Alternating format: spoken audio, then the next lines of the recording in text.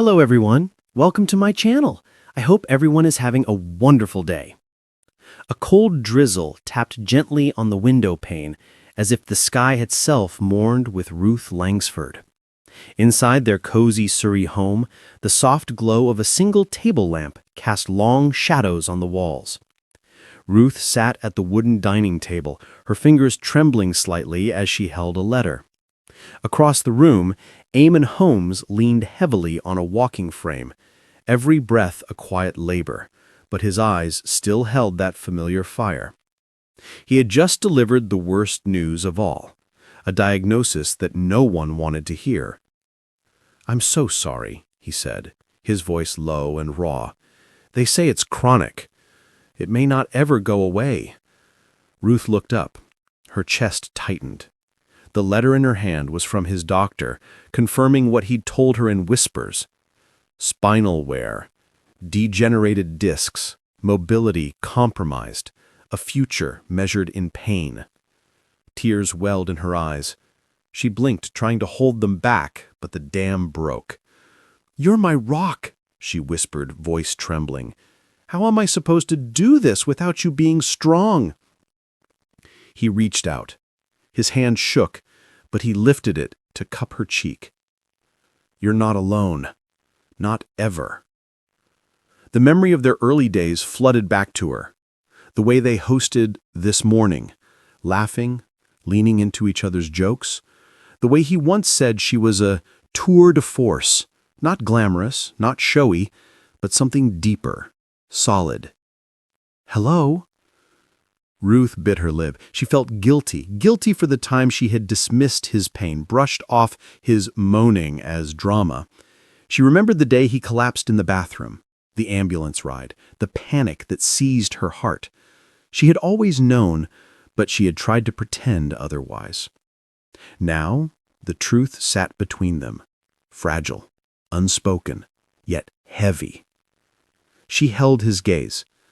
"I look at you, and I realize how precious every moment is," her voice broke. "I don't know how much better you'll get. Sometimes I don't even want to hope." He squeezed her hand, though frail. "Hope is all we have." Outside, the rain grew heavier, but inside, it was silent, save for their breathing.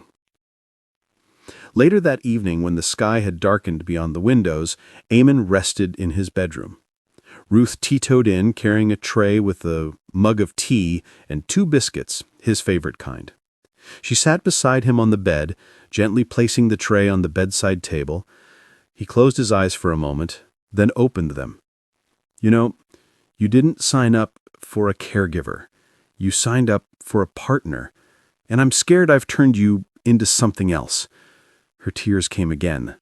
"I signed up for you. All of you." Ruth leaned in, her forehead resting against his. In the dim lamplight, they shared a quiet, fragile stillness. The anger, the regret, the fear, everything they had tucked away for years, poured out in that single, silent embrace. They sat like that for long minutes, until her tears soaked into his shirt. And though they said nothing more, they both understood the journey ahead would be hard, painful, uncertain, but they would walk it together, step by shaky step. In the coming days, Ruth found herself torn between hope and despair. On certain mornings, she watched him struggle to stand, wobbling on his legs, gripping the frame for dear life. On other days, his spirit surprised her, offering a joke, a teasing grin, a quiet moment of light. She clung to those moments like lifelines. When the public learned of his diagnosis, there was an outpouring of support. But Ruth knew the biggest moments were not the headlines or the well-wishes, they were the private ones. The tears she shed in the quiet dark when she thought no one was watching. The way she rubbed his back late at night.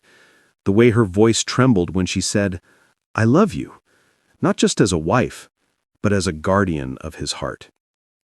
Eamonn's pain was real, but so was her love, sturdy, unwavering, resolute. And as they faced this sad, uncertain chapter, Ruth promised herself she would never let him feel alone. Because in sickness and in health didn't mean when things are easy. It meant always, even now when things were hardest.